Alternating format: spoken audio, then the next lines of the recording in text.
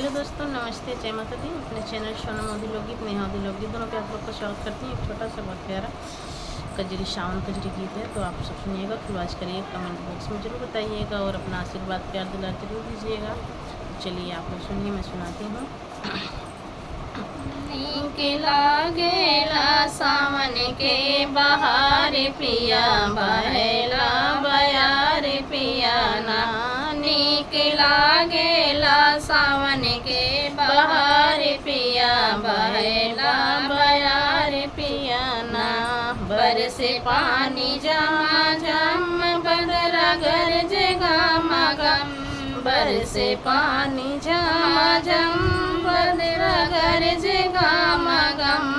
चमके बिजली तो जियरा डेराए पिया सावन के बहार पिया ना। चमके बिजली तो जियरा डेराए पिया सावन के बहार पिया ना। नीक लागेला सावन के बहार पिया बहेला बयार पिया ना। नीक लागेला सावन के बहार पिया बहेला बयार पिया ना। पुरवा बाए जका जोर बोले पापी बाना मोर बाए, पुरवा जका जोर बोले पापी बाना मोर।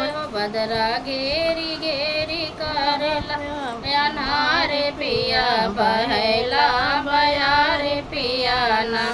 बदरा गेरी गेरी करेला अनार पिया बहेला बयार पिया ना।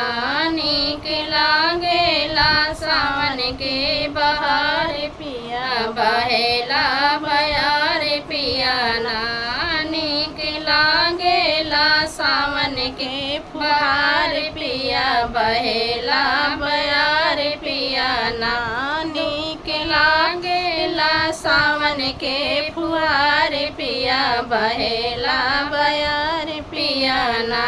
दुअरा कुआना के जगतिया जल मांगन हो धरतिया, दुअरा दुअरा कुआना के जगतिया हो जल मांगन धरतिया। बाड़ी आइला नदिया नहार पिया बहेला बयार पिया ना।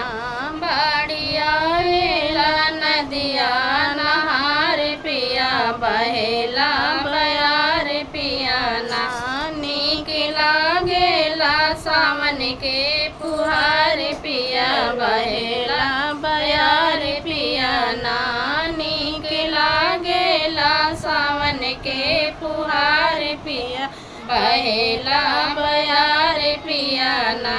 नीक लागेला सावन के फुहार पिया बहेला बयार पिया ना।